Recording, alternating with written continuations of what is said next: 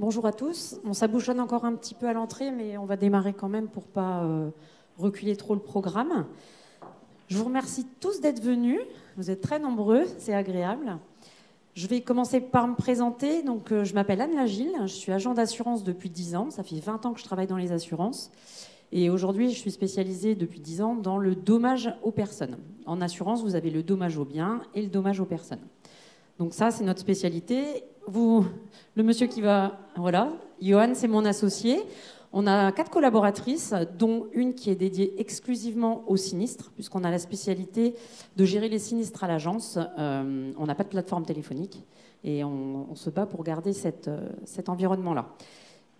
On travaille sur Sainte-Menou, Courtisol. Et en fait, on a à ce titre en fait, une grande zone de chalandise dans le milieu rural. Et donc, par définition, on intervient très souvent chez des personnes isolées ou des seniors. Donc, en fait, le CCAS nous a invités à intervenir sur le thème de la dépendance à ce titre-là. Voilà. Est-ce qu'il y en a un d'entre vous qui connaît la différence entre la prévoyance et la dépendance ? Non. N'hésitez pas, hein. L'idée c'est que la conférence elle soit interactive. Si vous avez des questions, des exemples ou autres, n'hésitez pas à intervenir, ça sera plus pratique pour nous. Madame, peut-être ? Oui, donc la dépendance, effectivement, c'est un état physique. On reviendra sur la dépendance, sur la définition un petit peu plus tard. Et la prévoyance, tout à fait, c'est le bon mot, c'est l'avenir, c'est le fait de prévoir. En fait, techniquement, on achète une couverture. Tout comme pour par exemple, votre assurance auto, vous payez une cotisation et en fait, l'assurance auto intervient le jour où vous avez un sinistre, un accident ou quoi que ce soit. Alors, dans la thématique de l'assurance senior, on va aborder la santé, les accidents de la vie courante, la dépendance et puis un petit peu le décès et tout ce qui tourne autour. Et en fait, l'idée, c'est de vous amener à vous poser les bonnes questions pour pouvoir justement prévoir. L'objectif, c'est qu'en fait, sur ce sujet-là, il faut absolument être proactif, il faut prendre les devants. Ça vous évitera certainement à un moment donné des difficultés et puis de vous trouver face à des coûts importants. Alors, dans la démarche, effectivement, alors j'ai pas l'écran, voilà. La première nécessité, en fait, c'est d'évaluer vos risques. Alors, sur le sujet en santé, sur l'autonomie et des finances. Techniquement, je vais vous le transposer sur un autre sujet. Une personne qui pratique, on va dire, l'activité de la chasse, par exemple. Il a des risques spécifiques dus à cette activité-là. Le deuxième slide, s'il te plaît. Donc, ensuite, on définit les besoins, c'est-à-dire que par rapport à l'activité de la chasse, il va falloir qu'on mette en place une couverture qui corresponde aux risques de l'activité de la chasse. Ensuite, on détermine les garanties. Donc, il va avoir besoin d'une responsabilité civile, il va avoir besoin de garanties pour son fusil, ses chiens, etc. Et ensuite, on va adapter les garanties du contrat à cette activité-là. Voilà. Et ça va permettre, en fait, de déterminer le bon contrat. Sur les sujets qui nous importent, notamment la mutuelle et les contrats de dépendance et tous ceux qui vont dans la même thématique, il faut... Pour terminer, pour prendre la décision finale et choisir votre contrat, ne pas hésiter, donc, comme c'est écrit, à comparer les offres, les niveaux de couverture, et puis bien souvent sur les contrats, les garanties complémentaires que telle et telle compagnie ou entreprise vont vous proposer. Donc, on va aborder le premier thème, la santé des seniors. Aujourd'hui, vous savez qu'avec l'avancée de l'âge, les besoins médicaux, en fait, augmentent de plus en plus. On est sur une population en France très vieillissante.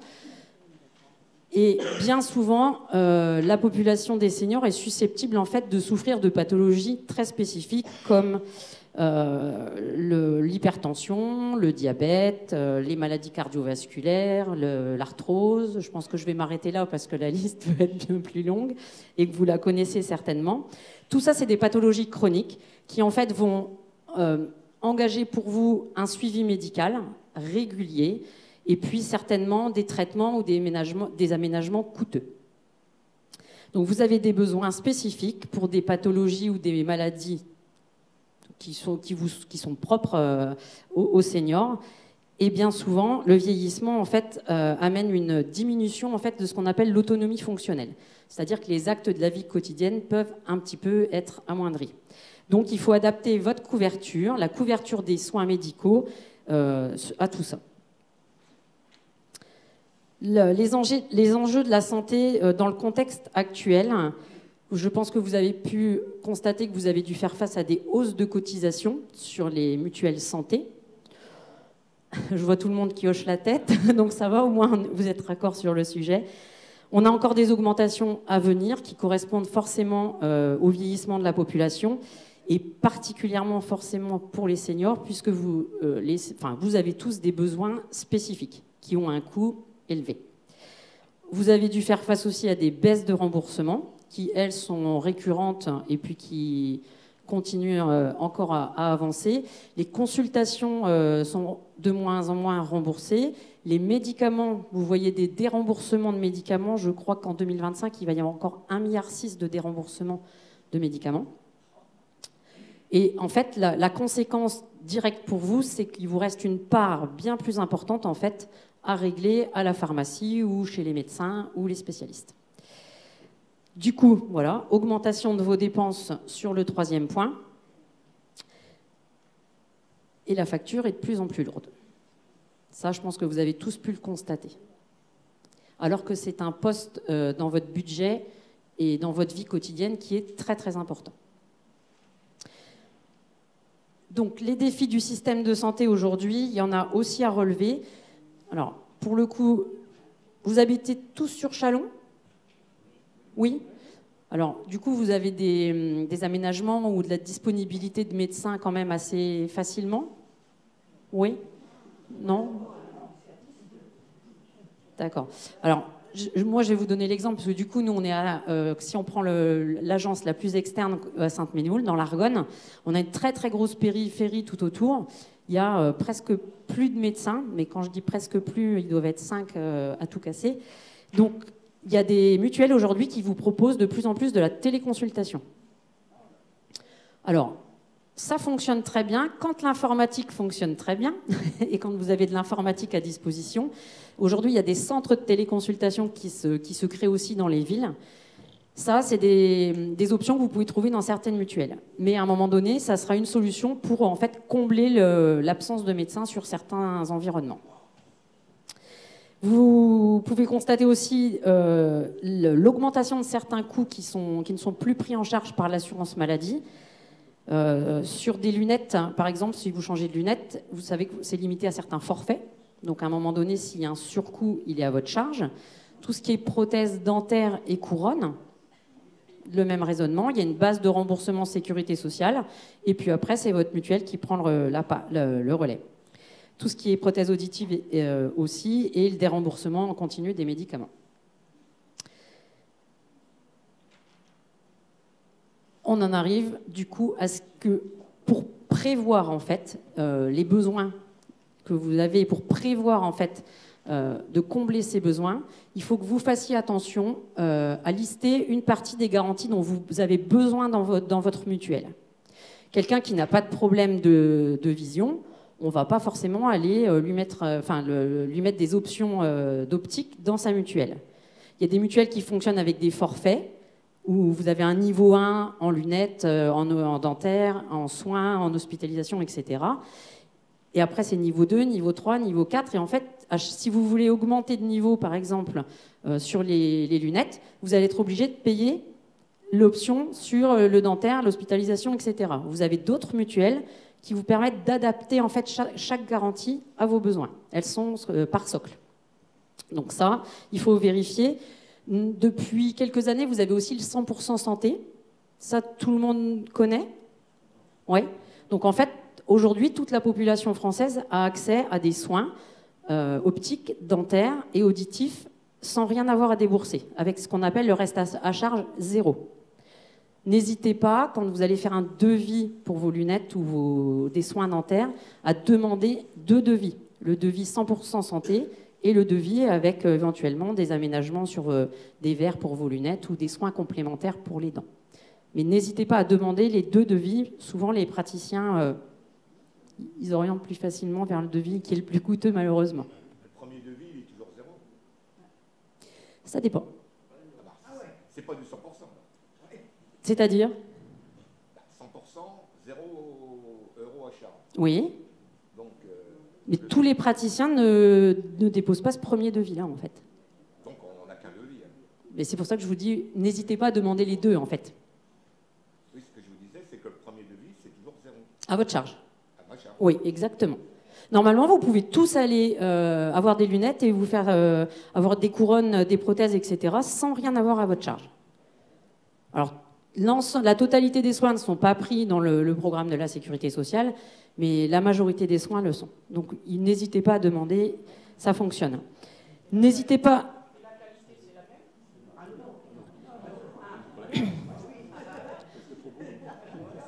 Alors, ça c'est pareil. Moi, je suis pas juge de ça. Ce qui est certain, par exemple, typiquement pour vos lunettes, les verres, il y a la même qualité de verre. Vous avez alors après, on va rentrer dans le détail des marques, mais vous avez du Zeiss, du Swarovski. Il y a des qualités de verre dans la formule 100% santé. Après, ça dépend de ce que les opticiens ont choisi, en fait, comme ils n'ont pas tous la même mallette. Donc c'est pareil, n'hésitez pas à aller faire des essais dans plusieurs boutiques. Il y a de la qualité. Nous, on a des clients à l'agence pour les prothèses auditives qui ont fait des tests avec les prothèses du 100% santé et des prothèses un peu plus haut de gamme avec, par exemple, c'est quoi pour recharger les bornes de rechargement, etc., et pas des piles. Certains patients, enfin certains, ont pris la formule 100% santé parce qu'elle leur correspondait mieux. Donc en fait, il n'y a pas vraiment de règles. Essayez, testez avant de vous décider, en fait. Ne vous décidez jamais uniquement par rapport au prix. Voilà, c'est un conseil. On voit tout, nous, au quotidien sur les remboursements. Donc, il faut trouver ce qui vous correspond et ce dont vous avez besoin. Souvent, dans les mutuelles, vous pouvez trouver aussi de l'aide psychologique pour les maladies graves, l'accompagnement des maladies graves. Le soutien moral, c'est quand même indispensable, surtout quand on sort d'une hospitalisation longue ou pour gérer l'intermédiaire, c'est pas négligeable. Il y a des mutuelles qui proposent aussi de la prévention, des bilans de santé, des espaces bien-être, tout un tas de choses complémentaires. Mais encore une fois, si vous n'en avez pas besoin, c'est pas la peine de remplir le caddie avec des choses qui vont vous être facturées au bout du compte. Un petit bémol sur l'hospitalisation. Même si vous choisissez de prendre une mutuelle de premier niveau, ça n'a rien de péjoratif du tout, il y a peut-être une garantie qu'il ne faut pas enlever, c'est ce qu'on appelle le renfort en hospitalisation. Parce que bien souvent, quand vous sortez de l'hôpital, la majorité des soins sont pris en charge et en fait, vous vous retrouvez avec une facture de dépassement d'honoraires d'anesthésiste et de chirurgien. Alors ceux qui ont fait les demandes au préalable et qui rentrent dans les clous de leur mutuelle actuelle, ça va bien, c'est pris en charge. Et certains, c'est pas pris en charge. Donc en fait, s'il y a peut-être une garantie à prendre, prenez celle-là, parce que sinon, en cas d'hospitalisation, vous savez que de toute façon, elle va rester à votre charge, si vous ne l'avez pas dans votre mutuelle. Voilà. Donc en fait, c'est un petit peu comme une liste de courses. Faites la liste de ce que vous avez besoin par rapport à votre vie, vos risques, vos antécédents, votre état de santé, etc. Et puis, essayez de trouver la mutuelle qui est la plus adaptée en fait à vos besoins. Ça ne sert à rien d'aller vous surcharger en garantie. Ça va vous coûter cher et en plus, vous n'en bénéficierez jamais. Ou pas souvent. Donc, ce qu'il faut avoir en tête aussi, c'est que les mutuelles vont continuer à augmenter en termes de tarifs. Je ne vous ferai pas de leçon sur l'état de la sécurité sociale et le coût de la vie générale. Donc le coût en fait même basique d'une mutuelle va continuer à augmenter. Donc en fait, il faut absolument anticiper ces dépenses pour pas qu'un jour ça ait un impact dans votre budget. Et pour ne pas que ça soit décorrélé, il faut vraiment rester sur les besoins que vous avez, les réels besoins que vous avez. On peut avancer. Voilà, donc c'est un peu le résumé de tout ça. L'essentiel, c'est de faire face en fait aux frais de santé que vous pouvez avoir pour en fait vous octroyer une meilleure qualité de vie. Parce que si vous savez que vous avez une mutuelle santé adaptée, Voilà, si un jour il y a une hospitalisation, des soins, une consultation de spécialistes à venir, des choses comme ça, vous savez que ça sera pris en charge. Si vous avez une pathologie chronique spécifique qui nécessite des consultations de spécialistes, un cardiologue, un pneumologue, peu importe, des gens qui sont codifiés en niveau 2 au niveau de la sécurité sociale et qui, eux, en fait, pratiquent du dépassement d'honoraires. Si vous ne voulez pas que ça revienne en fait, à votre charge régulièrement sur ces consultations, il faut avoir cette option-là dans votre mutuelle. Voilà. Donc, anticiper, comparer les formules et puis vraiment déterminer vos besoins en fait réels. C'est important de l'avoir en tête. Est-ce que vous avez des questions sur la santé? Est-ce que vous pensez tous avoir une mutuelle adaptée aujourd'hui? Est-ce qu'il y a des mutuelles qui prennent en charge 100% des dépassements d'honoraires? Alors, sur les dépassements d'honoraires, il y a deux volets. Il y a les dépassements d'honoraires qui sont conventionnés par la Sécurité sociale et il y a les dépassements d'honoraires qui ne sont pas conventionnés. C'est-à-dire qu'un spécialiste, un cardiologue qui est en niveau 2, il a une enveloppe en fait, pour créer son dépassement d'honoraires qui est codifiée par la Sécurité sociale. Alors, je n'ai pas les tarifs en tête, mais en fait, admettons que ça soit 60 €, 80 € la consultation. Si c'est le niveau de la Sécu, les 80 € vous seront remboursés. Par contre, pour un même médecin, si lui il vous facture une consultation à 100 €, il restera 20 € de votre poche à payer. Et il y a aussi des mutuelles qui remboursent moins les médecins qui pratiquent du dépassement d'honoraires non conventionnés. Donc en fait, tout ça, ça dépend des médecins que vous fréquentez et en fait de la fréquence de ces rendez-vous-là. Si vous faites une consultation chez le cardiologue tous les ans pour surveiller les suites de quelque chose ou de l'hypertension ou des choses comme ça, ça ne sera pas trop impactant. Quelqu'un qui va aller très très régulièrement chez un spécialiste, au bout du compte, c'est toujours pareil. Ça va s'ajouter et à la fin de l'année, vous pouvez faire une petite addition, ça vous aura coûté du surplus. Il y a aussi le volet des... Aujourd'hui, depuis la nouvelle loi de la sécurité sociale, ils ont un petit peu plus encadré en fait, les remboursements. Et il y a des choses qui ne sont pas prises en charge. Typiquement, votre consultation de médecin traditionnel. Aujourd'hui, c'est passé à 30 €. Donc ça, c'est le tarif sécurité sociale. Vous avez 1 € de forfait, de mémoire. 2 maintenant, voilà, avant c'était 1. Donc en fait, la consultation, le niveau de la sécurité sociale de remboursement, c'est 28. 2 de votre poche et 28 pour la sécurité sociale et la mutuelle. Le même médecin à Paris, à Neuilly par exemple, monsieur rigole, mais c'est 75 € la consultation. Alors après, sans aucune remarque complémentaire, le niveau de remboursement de la sécurité sociale sera toujours de 28 €. Donc non, enfin oui et non, ça dépend vraiment des situations et de quel type de médecin vous allez, pour quelle raison. En fait, il faut regarder la base de la sécurité sociale pour le remboursement. Si c'est au secteur 3, c'est 21 centimes. Ah bah ça c'est mieux.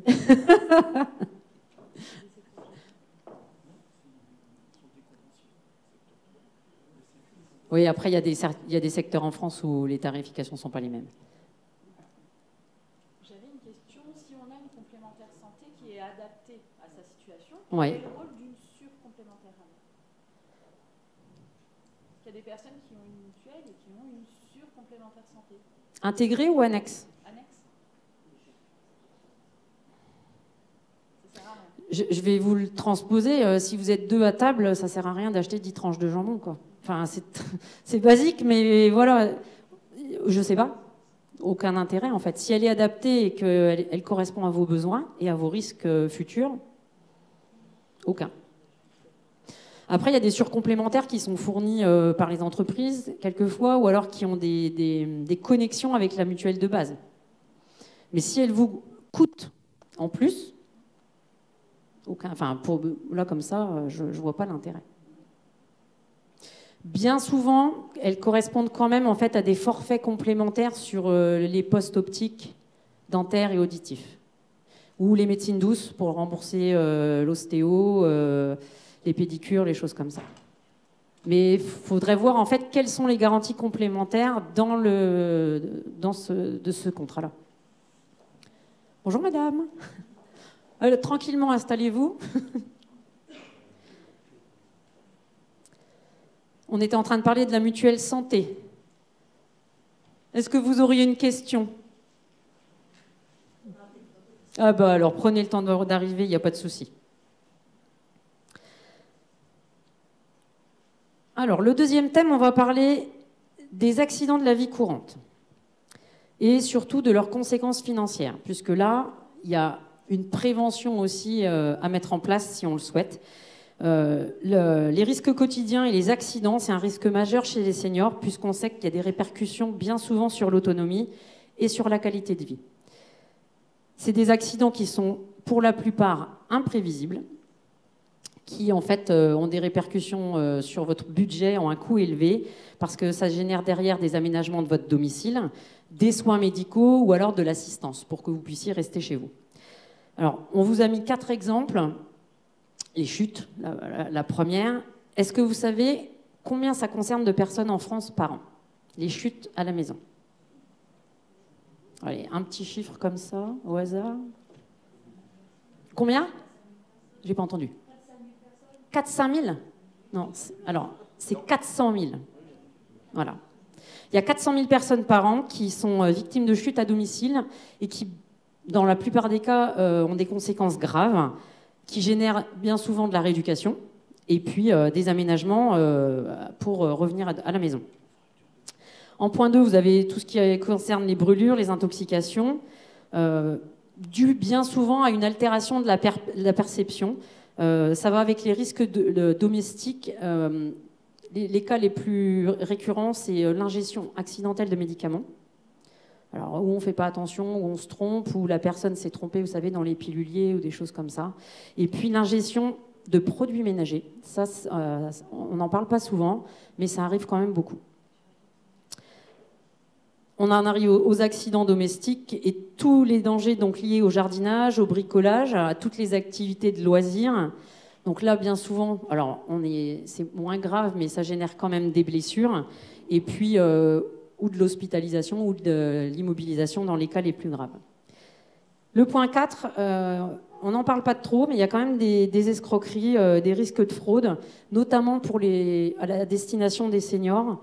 Alors surtout sur tout ce qui est services de réparation à la maison, et puis tous les services liés à la dépendance ou alors aux souscriptions de contrats. Je suppose que vous avez tous vu, il y a des gens qui passent régulièrement, vous êtes appelés au téléphone. Oui, madame, oui. Donc ça, il faut être vigilant aussi. Sur les risques de la maison, on vous encourage quand même, pour prévoir, à installer des aménagements préventifs. Donc ça peut être une barre dans la douche ou dans la salle de bain pour vous aider en fait à vous maintenir si jamais vous perdez un peu l'équilibre. De la téléassistance pour les gens qui sont encore un petit peu plus qui sont plus isolés en fait, parce que c'est pareil, il y a des gens qui vivent presque tout seuls et qui n'ont pas de famille autour, donc la téléassistance c'est quand même une solution de secours qu'on peut mettre en place bien en amont. Donc on vous encourage à utiliser tous ces équipements de protection et puis surtout à éviter toutes les activités dangereuses et surtout de les faire seuls. N'hésitez pas à attendre ou appeler quelqu'un pour si un jour il faut monter sur une échelle pour aller faire quelque chose. Ne le faites pas tout seul.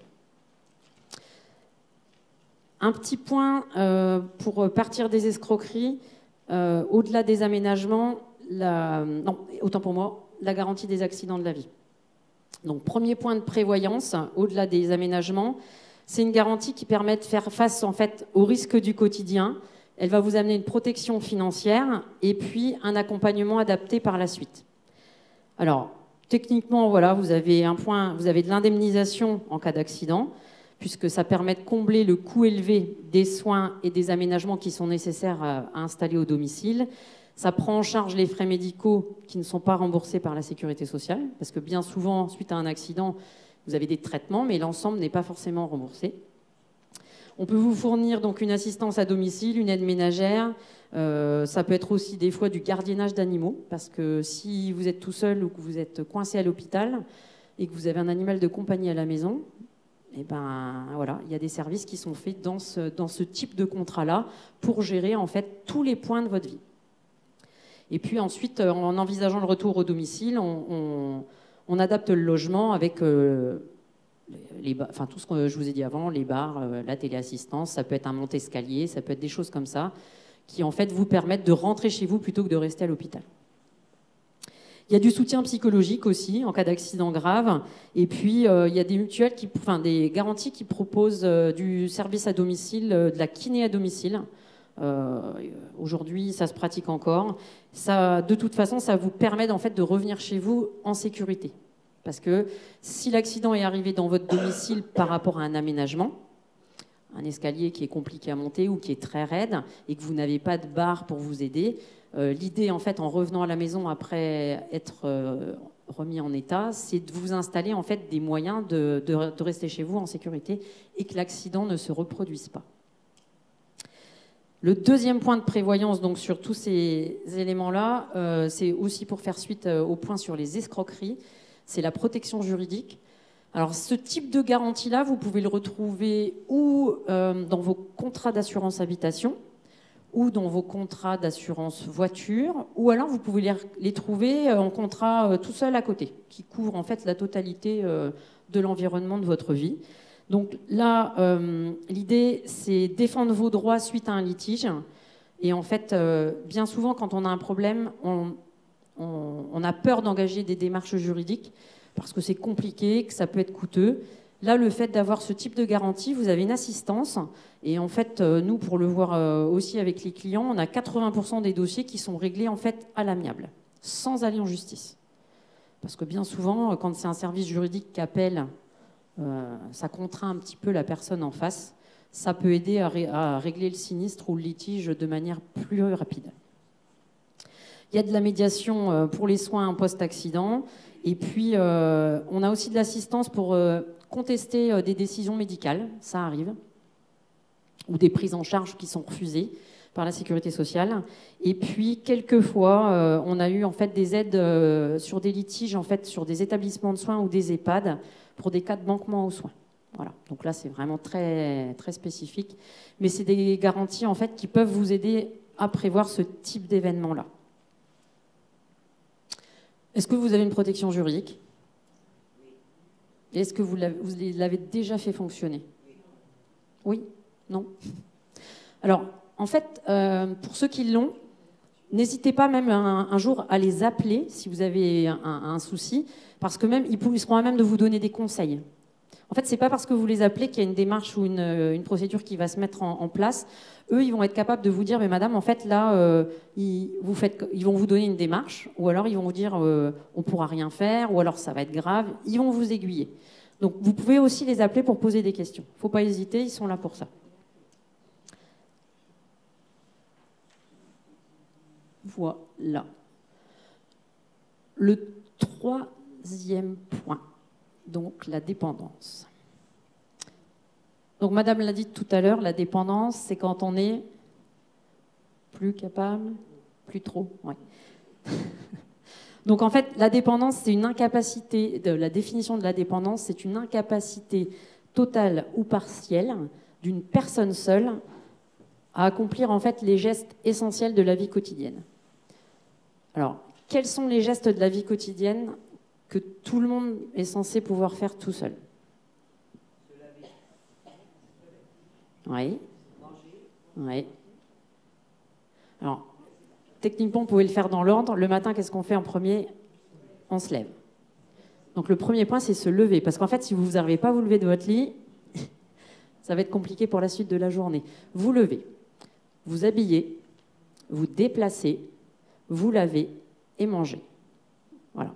C'est les 5 gestes essentiels de la vie quotidienne.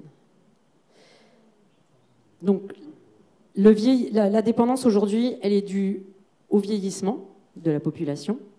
Elle peut être due aussi à une maladie chronique ou une maladie évolutive, et puis aussi à un accident. Parce que, comme on l'a évoqué tout à l'heure, il y a des conséquences d'accidents qui peuvent en fait vous laisser avec une autonomie limitée. Elle n'est pas forcément, c'est pas forcément un vieillissement dans la durée. Alors, vous avez les chiffres à l'écran, mais voilà, 5 millions en 2050 de personnes seront dépendantes, avec une moyenne d'âge pour les hommes de 79 ans et de 85 pour les femmes.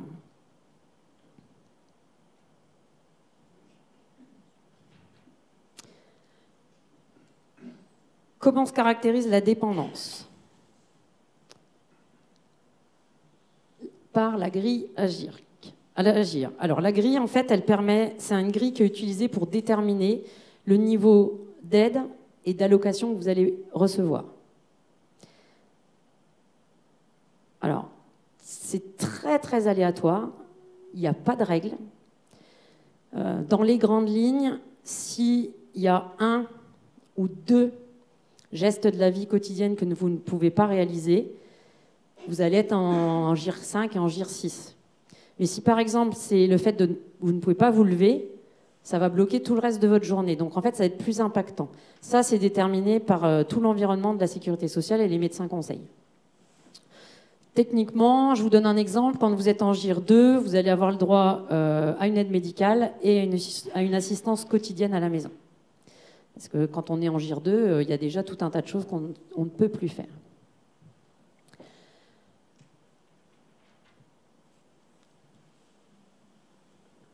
Alors, ça, c'est quelques chiffres qu'il faut avoir en tête. C'est pareil, c'est très aléatoire en fonction des environnements. La prise en charge de la dépendance, aujourd'hui, c'est un enjeu financier majeur pour les familles, surtout. Le coût varie, en fait, en fonction du mode de prise en charge. Quand vous regardez pour le maintien à domicile, qu'est-ce qu'on a comme aide, en fait, à la dépendance pour rester à la maison? Qu'est-ce que vous avez en tête? Qu'est-ce que vous pourriez avoir comme aide?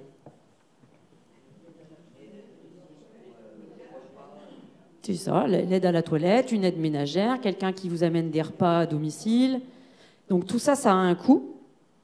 Et en EHPAD, alors c'est pareil, hein, les tarifs sont très aléatoires, ça dépend quand même des établissements et aussi des services fournis par les établissements. Ils n'ont pas tous le même niveau de services annexes.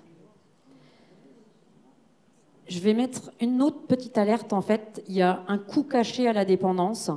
Il y a très peu de monde qui réalise le réel, en fait, impact financier de la dépendance, parce que tant qu'on n'y est pas confronté, on ne peut pas savoir, en fait, tout ce que ça va engendrer derrière. Donc, ne croyez pas qu'en fait, ça va se régler tout seul. Il faut vraiment réfléchir en amont. Il y a un point qu'il faut prendre en compte sur la dépendance, c'est les aidants familiaux.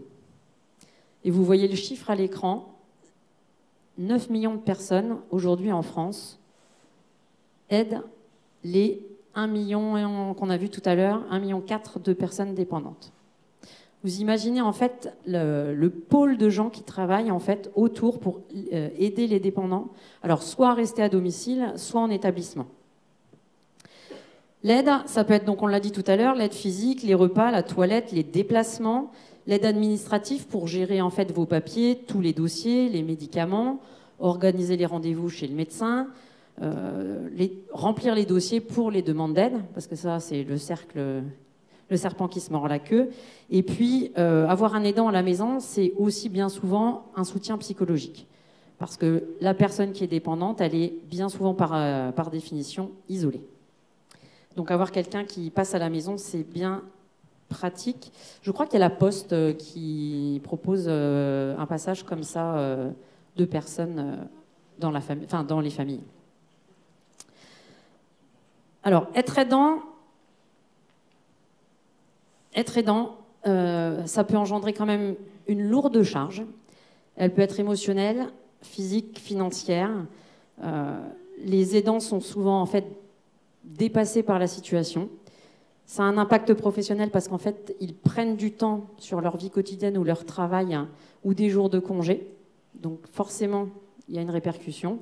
Et puis, quelquefois, ça engendre des contraintes financières puisque les soins, les aménagements ou les consultations qui ne sont pas remboursés par les mutuelles ou la sécurité sociale, le reste à charge, bien souvent, ils y participent.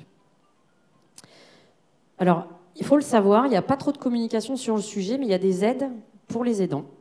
Il y a une allocation qui s'appelle l'AJPA. C'est une allocation journalière pour le proche aidant. Gardez-le en tête parce qu'on ne communique pas trop dessus. Et en fait, c'est une réelle solution de répit en fait, pour les aider à souffler un petit peu. Avec conditions de ressources ou pas? On vit tous dans le même pays, donc de toute façon, le système est toujours le même. Mais voilà, ça peut en aider certains quand même si les conditions sont réunies. C'est toujours pareil. Moi, je vous engage, faites les demandes. Quelquefois, si vous ne rentrez pas dans le créneau, on va dire, normal, des fois, il y a des solutions de secours aussi pour des situations très, très critiques. Il ne faut pas hésiter. Le CCAS, les villes, il y a toujours des poches d'urgence quand même à droite à gauche. Donc, à un moment donné, même si vous croyez que vous ne l'avez pas, faites la demande. Sur un coup de chance, ça peut marcher. Comment ça s'appelle? L'AJPA, l'allocation journalière du proche aidant.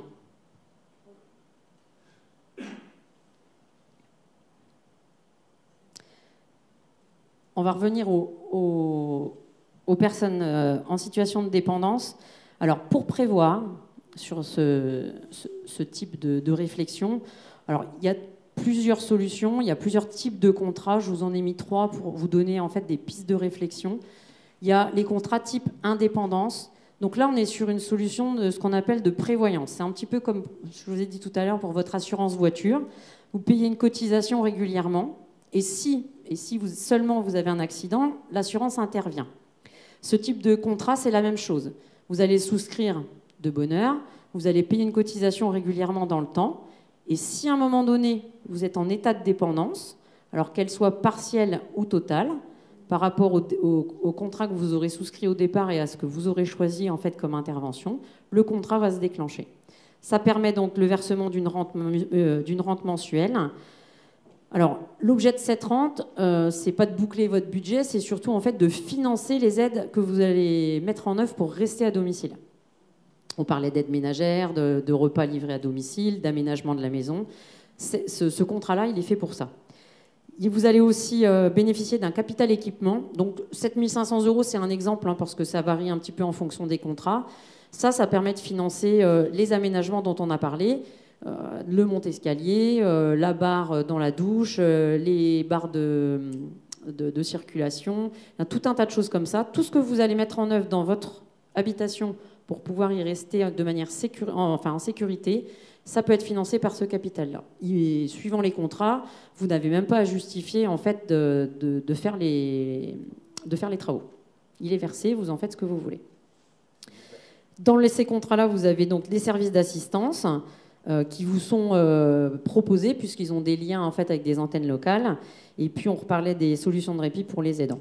Donc ça, ce type de contrat-là, c'est idéal pour les personnes qui veulent anticiper. C'est-à-dire qu'aujourd'hui, vous êtes en bonne santé, mais vous connaissez quelqu'un dans votre famille ou un ami où vous avez déjà vécu la situation, où vous avez été aidant pour vos parents, par exemple, et vous savez qu'à un moment donné, par rapport à votre budget et à votre environnement, ça va être compliqué.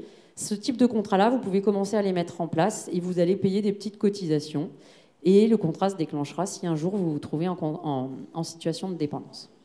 Est-ce qu'il n'est pas déjà trop tard pour nous pour souscrire ce genre de contrat? Bon, vous m'avez l'air d'aller bien. Oui, non, mais je veux dire, en globalité, Alors, il y a...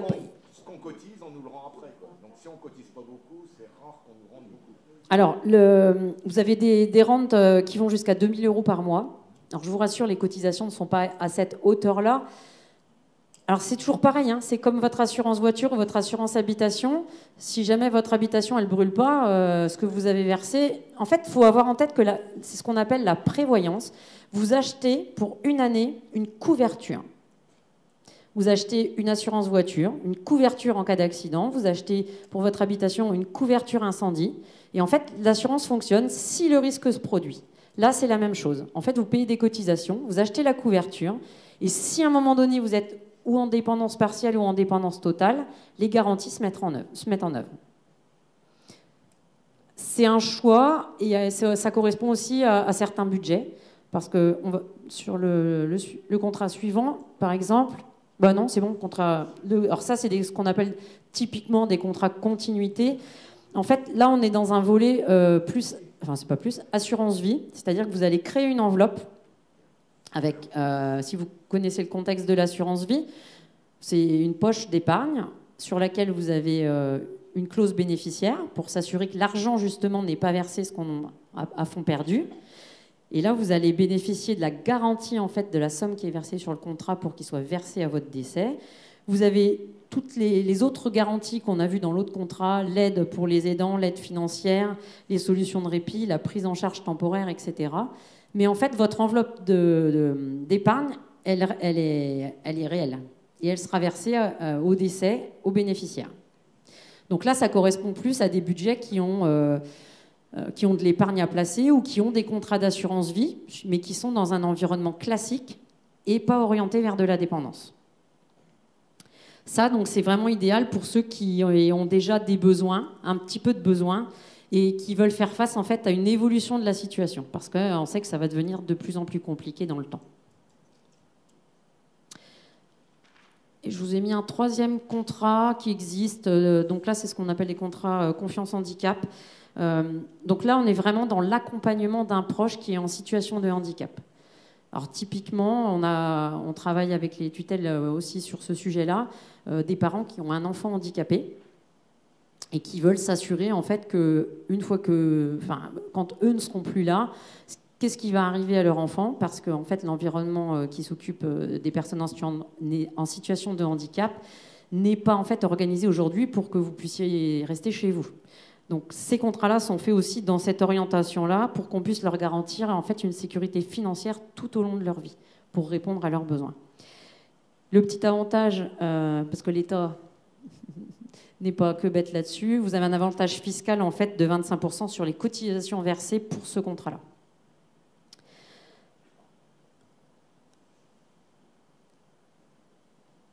Excusez-moi. Oui.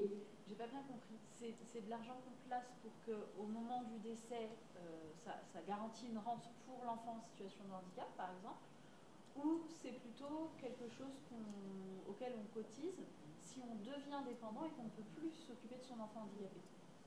Non, c'est vraiment l'épargne qui est constituée, qui va être destinée en fait à valider les besoins que vous aurez déterminés pour votre enfant handicapé, par exemple, et pour s'assurer en fait que lui sera aidé et sera aménagé, enfin, où son environnement sera aménagé.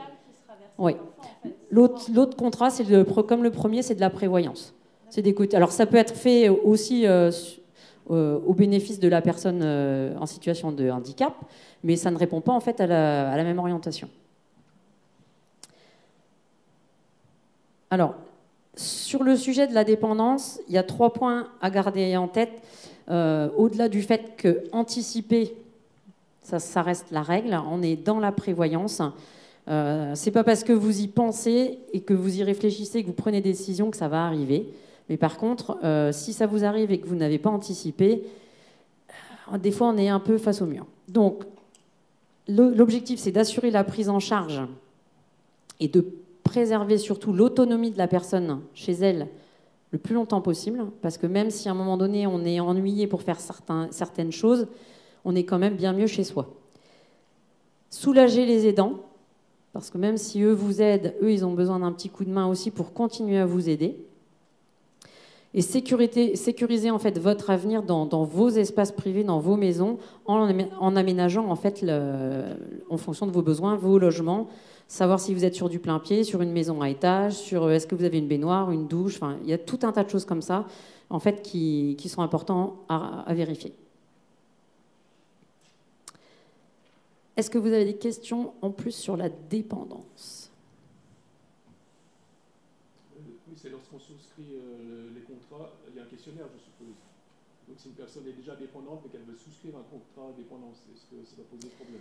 Alors ça dépend des contrats. Les contrats qui sont dans l'environnement assurance vie, puisqu'on est sur le volet épargne, non. Par contre, les contrats qui sont sur le volet prévoyance, là où on paye des petites cotisations, oui, puisque bien entendu, on détermine en fait une prise en charge à un moment donné et il faut déterminer l'état de la personne à ce moment-là. Vous imaginez bien que sinon, dans le cas contraire, Quelqu'un qui est dans une situation très très compliquée, s'il paye une petite cotisation et que le mois d'après, il met la garantie en place. En fait, il ne faut pas perdre de vue l'environnement global assurance, on est sur le volet de la mutualisation. Donc en fait, qu'on parle d'habitation, d'auto, de mutuelle santé, de prévoyance, de dépendance, de décès, tout ce que vous voulez, c'est un pot. On met tous dans le même pot et celui qui a un problème, il vient prendre un petit peu pour subvenir à ses besoins. Donc en fait, quand on parle de prévoyance et avec des cotisations régulières, sur ces sujets-là, il y a un questionnaire. Mais c'est pareil, hein, toutes les compagnies d'assurance ne travaillent pas de la même manière, les contrats ne sont pas tous les mêmes. Et ce que je vous disais au préalable sur les mutuelles, ça vaut également pour ça. Il faut quand même regarder, définir vos besoins, c'est la règle tout le temps, définir les besoins et regarder en fait les garanties que vous pouvez avoir sur les contrats. Et ne pas souscrire le premier contrat venu parce qu'il vous paraîtra pas trop cher ou que la personne vous aura paru sympa ou des choses comme ça. Autant pour moi.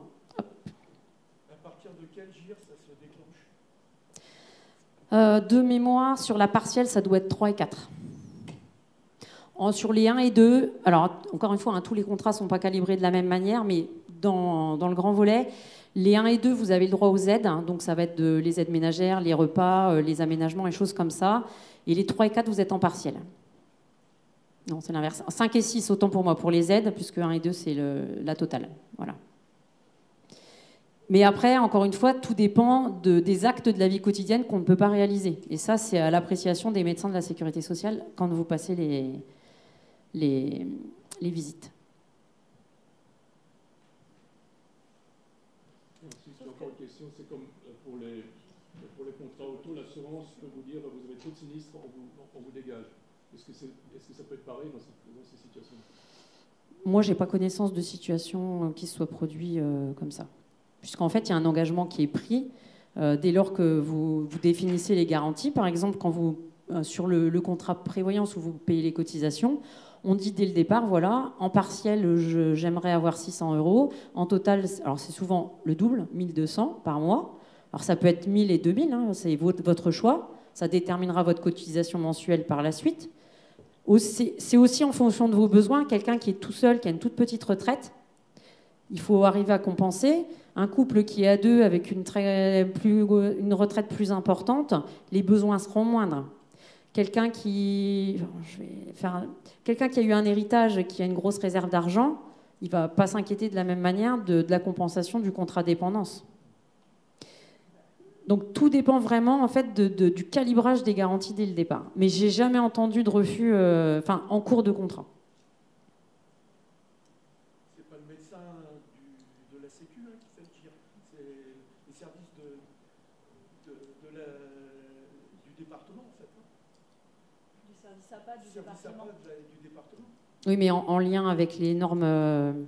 Ils sont formés et habilités pour les évaluations AGIR. D'accord. Si vous allez à la Sécu pour demander à voir le médecin conseil ou autre pour un GIR, ils vous enverront la lettre. Non, c'est le département, le service APA. Uniquement. D'accord. Merci pour l'info, parce que pour le coup, je ne l'avais pas du tout. C'est le service personnes âgées, personnes handicapées du département. D'accord. Très bien. Mais avec des médecins Ce sont des travailleurs internes. sociaux. C'est des travailleurs sociaux qui déterminent les GIR. Il y a le médecin généraliste qui fait une première grille, qui est validée après par les services de l'APA. Ça se passe où ça? C'est des diplômes? À domicile. Ils se déplacent à domicile. Mais je prends. Mais pour le coup, j'ai des cas en tête où. Mais c'est noté. Merci pour l'intervention. Le 4e volet que vous pouvez mettre en œuvre en termes de prévoyance, c'est d'anticiper tout ce qui va se passer en fait après un décès et d'organiser vos successions. Alors pourquoi anticiper? Généralement, quand on est face au décès d'un proche, on fait face à une charge émotionnelle assez intense et qui généralement s'accompagne de démarches administratives, financières qu'on a souvent sous-estimées. Et le décès survient, en plus du chagrin, il faut gérer l'organisation.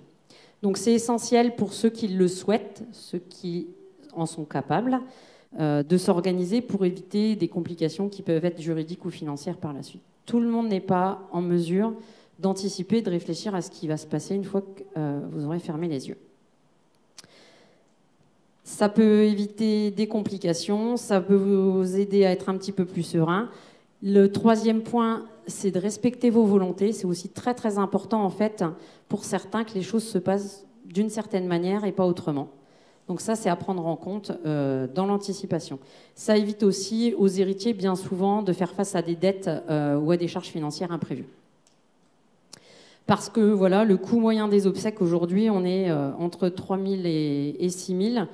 C'est pareil, il n'y a pas de règle. Quand vous comptez l'inhumation, la crémation, quelquefois les personnalisations de cérémonie, le transport d'un corps si le décès a lieu pas en dehors du domicile ou en vacances ou ailleurs, chez de la famille mais plus loin en France. Il y a les soins de conservation à intégrer, le cercueil, la marbrerie, et puis tout un tas d'autres choses que peuvent vous proposer en fait les services funéraires. Et là encore, si vous anticipez et que vous y réfléchissez avant, au-delà du coût que vous allez maîtriser, c'est aussi de savoir comment ça va se passer pour vous et la famille. Il y a des gens qui se disent « ils géreront », et puis il y en a d'autres qui disent « je ne veux pas que mes enfants aient tout ça à gérer ». Et là encore, il n'y a pas de règle, il n'y a pas de jugement, chacun fait comme il l'entend ou comme il peut. Bon, on parlait des charges additionnelles, donc ceux qui souhaitent acheter une concession funéraire, ça a un coût supplémentaire. Aujourd'hui, vous avez les crématoriums. Souvent, on a des frais de notaire à ajouter avec les droits de succession. Les démarches administratives, en fait, pour régulariser tous les comptes, les abonnements et toutes les démarches administratives que vous avez en place aujourd'hui, bien souvent, la facture à la fin est bien plus coûteuse. Donc, pour prévoir dans cet environnement obsèques, pour gérer vos obsèques, vous trouvez des assurances obsèques. Alors, vous pouvez les prendre indépendamment chez un assureur, ou alors vous pouvez les prendre directement dans un centre funéraire. Il n'y a pas vraiment de règle. Après, c'est vous qui choisissez. Le contrat, en fait, vous prévoit à l'avance le coût financier. Et en fait, tout le déroulement, l'organisation, il y en a qui vont même jusqu'à choisir leur cercueil, la couleur du tissu à l'intérieur, etc. Libre à chacun de s'organiser comme il le veut. Ça évite de toute façon la charge financière aux proches au moment du décès. Si c'est géré, généralement dans les centres funéraires, tout est écrit. Il y a toute une page où en fait tout est rédigé.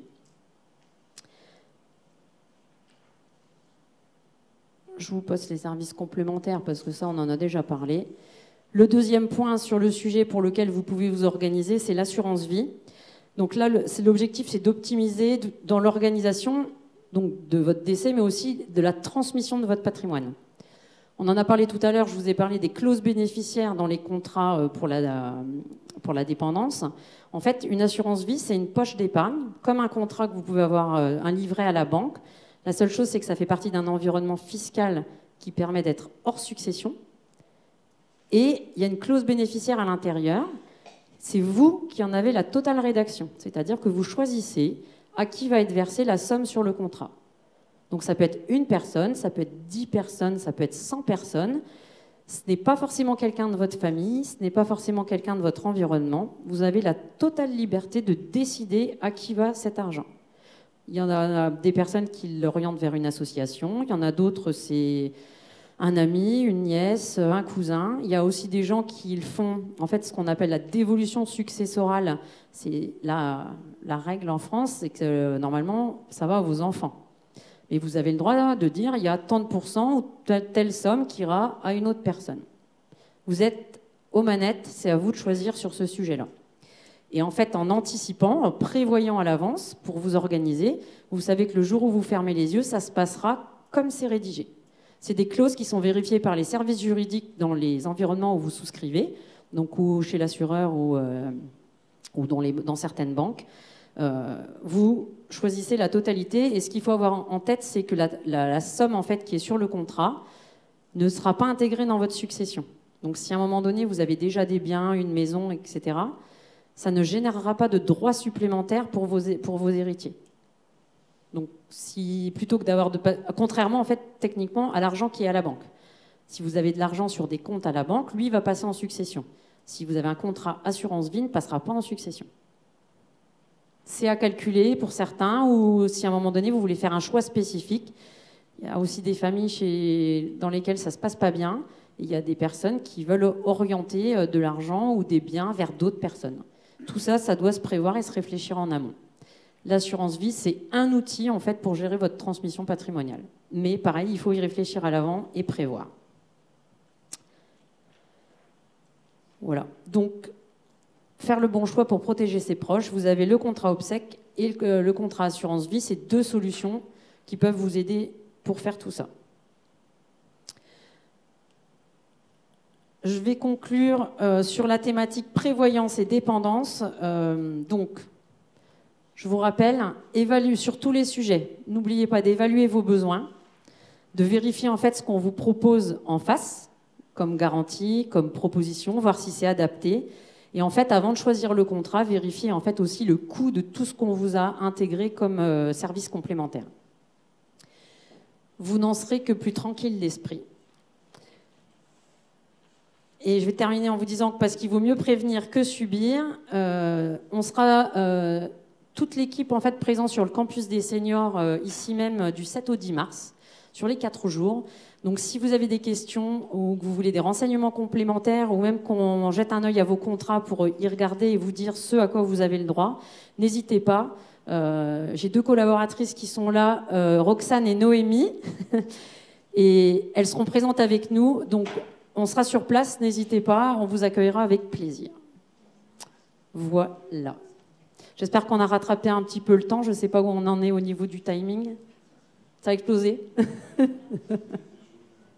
D'accord, merci beaucoup.